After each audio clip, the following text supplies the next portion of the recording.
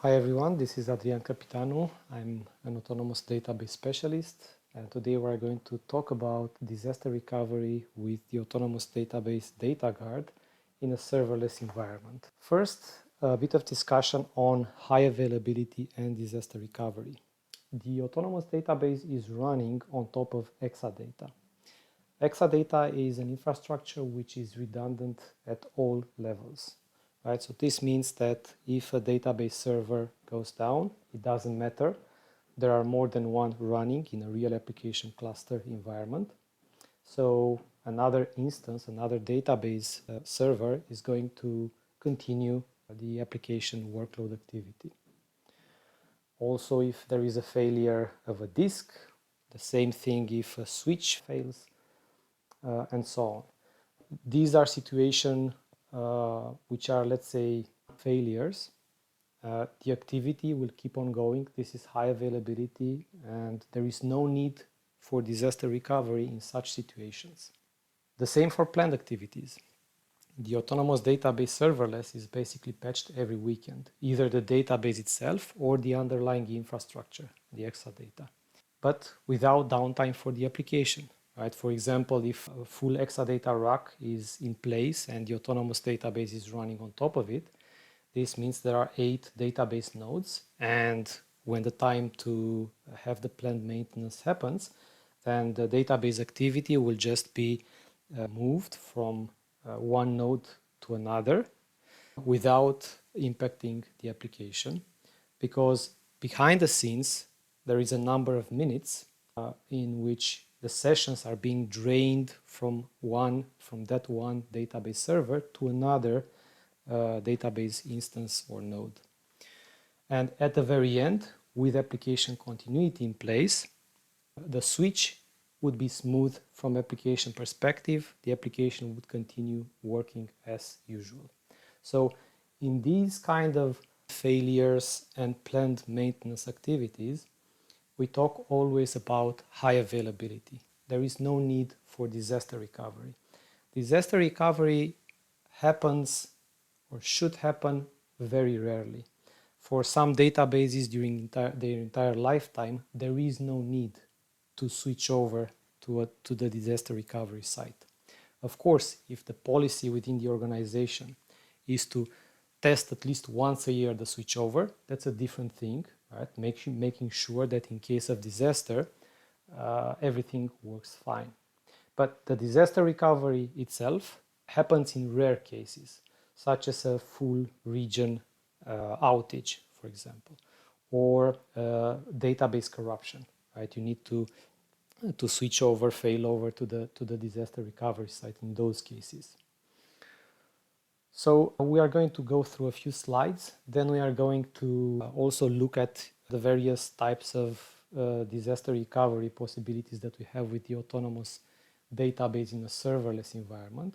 We'll have the primary in Zurich, and we'll build a standby in Frankfurt. One thing about high availability in a serverless environment, there is the 99.95 SLA percent of the time, and here in this link, if we just take a look at it, we can see what was the availability in the various data centers, right? So if I switch to a browser and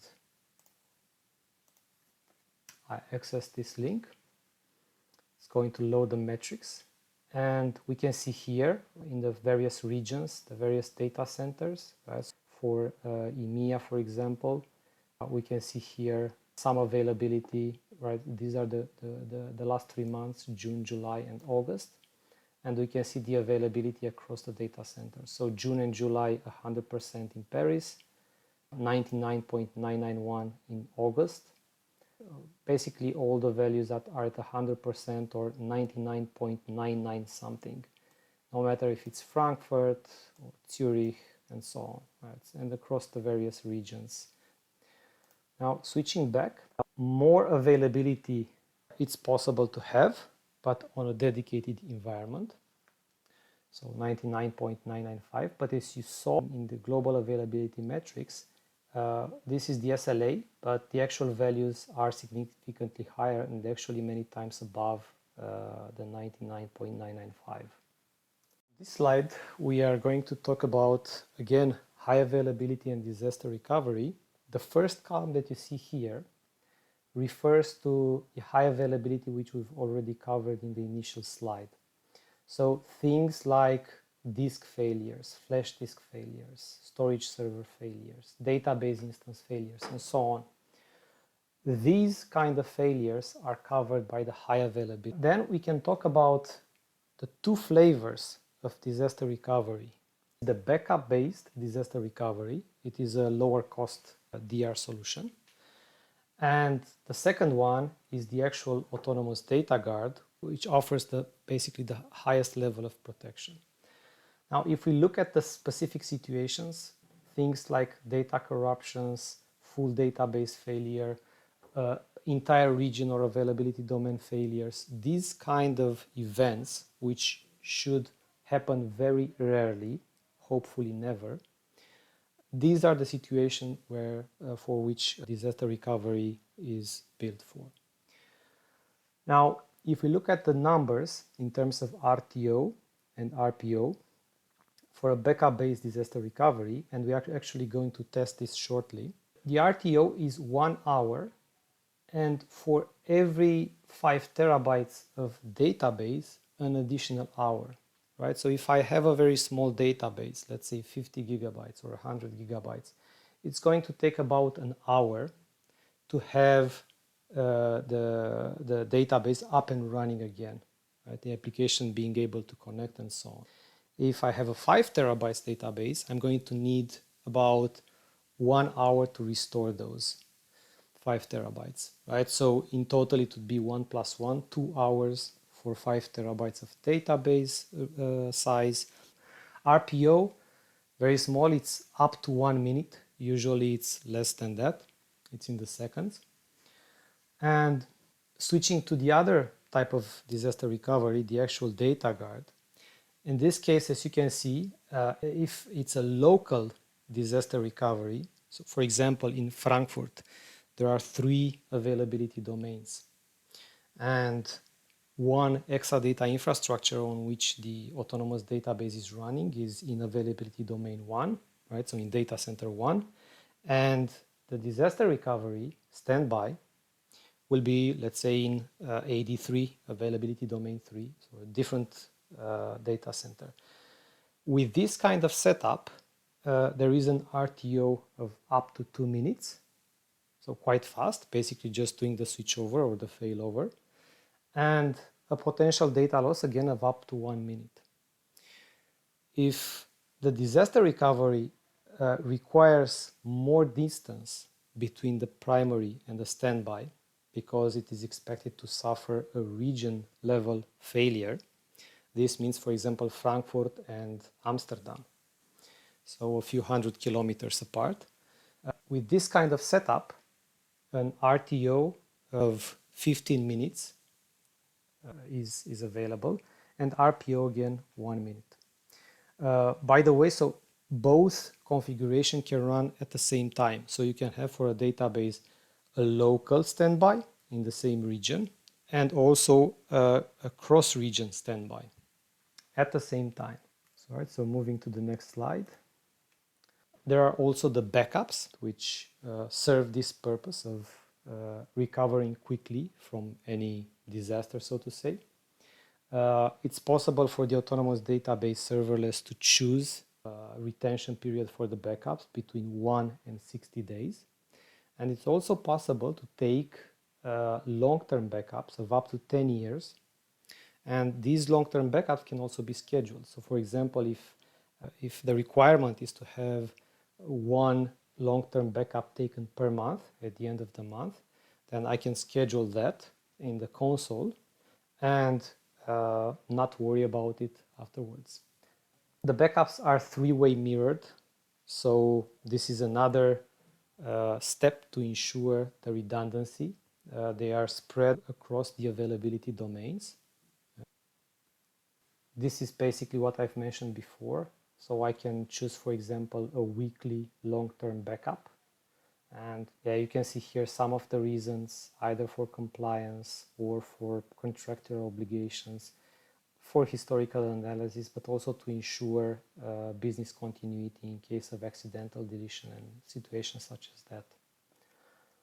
Now, with Autonomous Data Guard, there is a replica of the database which is being maintained continuously in another Exadata infrastructure. Right? So we have the production autonomous database running on an Exadata infrastructure, and the remote standby, which can be either in the same data center. There are regions where there is just one data center, and in that case, the standby will be in the same availability domain, but in a different fault domain. Everything is automated, so in just a few clicks, you can create the autonomous data guard.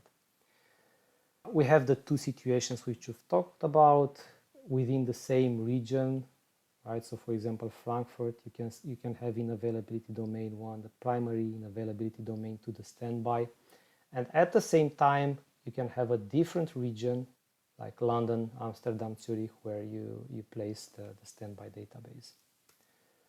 For local autonomous data guard, there are the advantages, especially related to RTO, so it's very fast to switch over and fail over. And in a dedicated environment, there is actually the possibility to have an RPO of 0, so 0 data loss.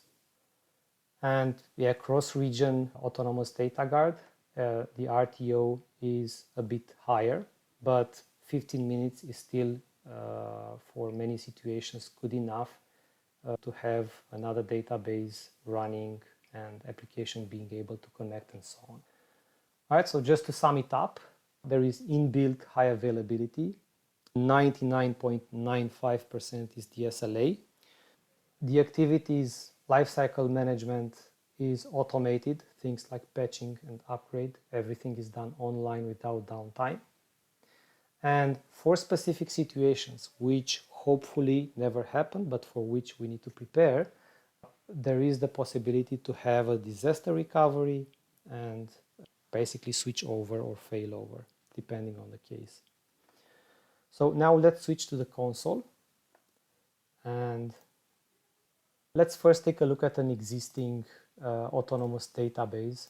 I just want to show you quickly in terms of high availability, so where no disaster recovery is needed. We have this prod ADB autonomous database. And if we look under maintenance, we can see the history of patching, right? So planned maintenance activities. And we can see that every weekend the database is patched. In this case, the database was patched for the past 4 weekends. Then there was 5 weekends ago an infrastructure, Exadata infrastructure patching, and so on. So all of these don't require disaster recovery. They are covered with, by the high availability, and there is no downtime. In this case, application continues to connect and work while the maintenance activities happen. Now, I'm going to switch to Zurich and the Zurich data center and build there an autonomous database. Currently, there is none. So let's create an autonomous database. We are going to call it devdb. Let's say it's an OLTP kind of application. It will be a deployment type serverless. 2 eCPUs will be fine, so the minimum in this case. We can choose, let's say we want to keep this for 14 days, the backup retention. Password for the admin user.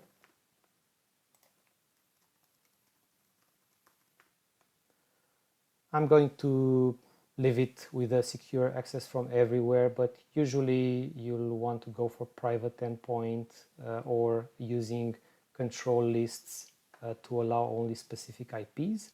We move to bring your own license in this case, and we are going to create the autonomous database. So very easy to do. the database is going to get created. It's going to take 2 or 3 minutes, and we'll be back once it's done. The autonomous database has been provisioned. If we scroll down and we look at the work requests, we can see the timing. So it took about 55 seconds, 56 seconds to have the autonomous database created. So under 1 minute. Now, if we look at the database that was just created, we can see that disaster recovery is already there, and it's included in the cost of the autonomous database. We can see if we look here under disaster recovery that there is a backup-based DR already there. It's local, right? So it's within the same data center, and I can anytime switch over to that backup-based DR. Right? So if I want to test the switchover, I can just click here. Cross-region is not yet enabled. Right? So if I click on this upgrade to Autonomous Data Guard, remember we had on the slide the two flavors of disaster recovery possibilities, and that is the one which is offered anyway by default, which is this one. We've seen that the RTO is 1 hour, and for each 5 terabytes another hour. So we also know what the recovery speed is, the restore speed. In this case, it's around 5 terabytes per hour. But within the same current region, let's say I want to upgrade my backup-based low cost, because it has basically a zero cost in this case, to actual autonomous data guard. What would I gain? Well, the RTO, you can see, instead of 1 hour plus, it goes down to 2 minutes. And I can choose here, okay, should there be an automatic failover, right? I want the database to be failed over to the DR site. In this case, it's another Exadata infrastructure within the Zurich data center, but in a different fault domain, right? It's okay with me as an organization to lose 30 seconds of data as a result of the failover, right? So if the database sees data loss would be a maximum of 30 seconds, I'm willing to live with that as an organization. So I can put here 30 seconds, right? So these are the two options basically. Now, first of all, let's actually perform a switchover and see how it goes. And then we'll also upgrade to Autonomous Data Guard. One other thing, the backups, as mentioned, 14 days retention, and I can take a long-term backup if that's what I want to do, right? We have here in the backups section, create a long-term backup, and like we've seen before, I can choose a schedule, monthly, and at a date and the time, and for how many years and how many months build the retention in this case. This is, by the way, of course, extra cost. There is the additional storage that will be built. So let's switch over and see how long it takes and if there is anything else that we need to do. All right, so I'm just going to confirm with the name of the database that I actually want to switch over, and we'll be back once this is done. And we are back. By the way, one important thing, whenever we do a switchover like we just did, there is no data loss, right? So zero data loss. When we were looking previously at the slide, this is what the SLA is. But in case of switchover, right, there is no data loss. There is a potential data loss in case of failover of up to 1 minute. The downtime which we expected, the RTO, was this, but as we see for this planned switchover, we can see it lasted about 6 minutes to build the standby from backup. It's of course a very small database, but it was quite fast. So in 6 minutes, I'm already running on another Exadata infrastructure. Now, if we click on upgrading to Autonomous Data Guard, right, because we want to make sure that the recovery time objective, for example, is much smaller, then we can do this here. We can say, okay, I want to the database to automatically fail over if there are less than 30 seconds of data loss. And you can see also some information here. There are additional costs. So as long as I have 2 eCPUs assigned to the primary database, that's also what it's going to cost for the data guard autonomous database. And there is also the storage. So I click on submit. And now we are going to wait again. And we are back. So if we take a look now, instead of backup based like we had before, now we have Autonomous Data Guard. And also, if we take a look at how long it took, we can see it was about 4 minutes. Right, so 4 minutes to go from backup-based DR to an actual Autonomous Data Guard. So having an actual database running on a different Exadata infrastructure, in this case in a different fault domain. And we can also perform a switch over again. So last time I think it took about 6 minutes. We'll take a look in just a bit. In case of backup-based DR to switch over. So now let's confirm the switch over and see how long it takes. We are already back. We performed the switch over. If we scroll down, we can see it took 1.5 minutes. So this is compared to the previous switchover, which took about 6 minutes, the one happening from a backup. So as mentioned in the slide, right, we have an RTO of 2 minutes, right? We did the switchover in 1.5 minutes for the actual Autonomous Data Guard. So what we did so far was to look at the fact that whenever you create a new autonomous database, by default, it has a local backup-based disaster recovery in place, included in the cost. We've seen that we can do a switchover. In our case, it took 6 minutes. So in this case, the backup is used to create a new database on a different Exadata infrastructure in a different fault domain or availability domain, depending on the case. By the way, we can also have, we'll see this backup-based disaster recovery in cross-region. Then we transform the backup-based disaster recovery solution. We've upgraded it to an actual Autonomous Data Guard where there is an active-passive database, right? There is the primary, which is active and accepting connections from the application. And then there is another database to which the primary database replicates all the time data.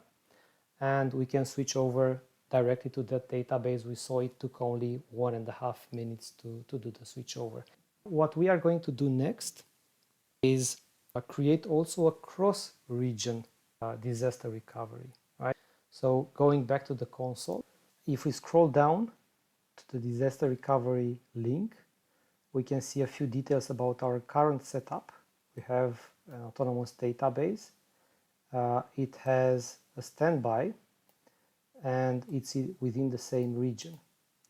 And automatic failover is being done as long as Oracle can guarantee at most 30 seconds of data loss. Now, as mentioned, we'd like to have also a cross-region disaster recovery site. We can see here a local peer 1, but we don't have yet any cross-region peer. So we are going to add a peer database. We are going to select Frankfurt to have as a standby disaster recovery site. We have the same two options, backup-based disaster recovery, The only additional cost in this case, so we do have a cost here if it's a backup-based disaster recovery, is basically twice the storage of the backups that are sent to the remote region. But nothing is charged for any additional CPUs.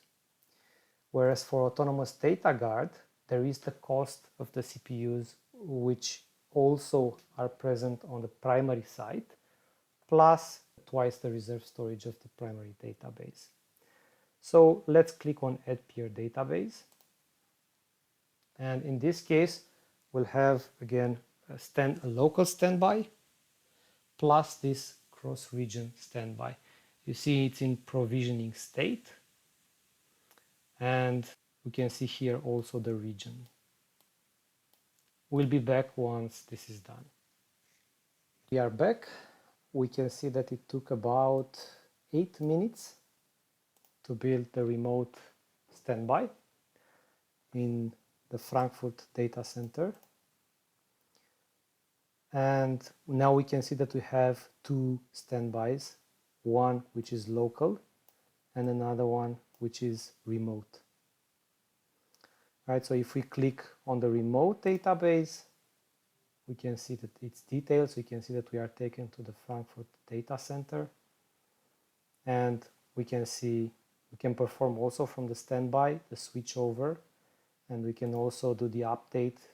We can transform it into a backup-based disaster recovery if we want to. So now coming back, actually let's initiate from here the switchover. So I'm going to click and let's see how long it takes until my Frankfurt standby database will also become a primary. We can see here this is a standby database, and also here.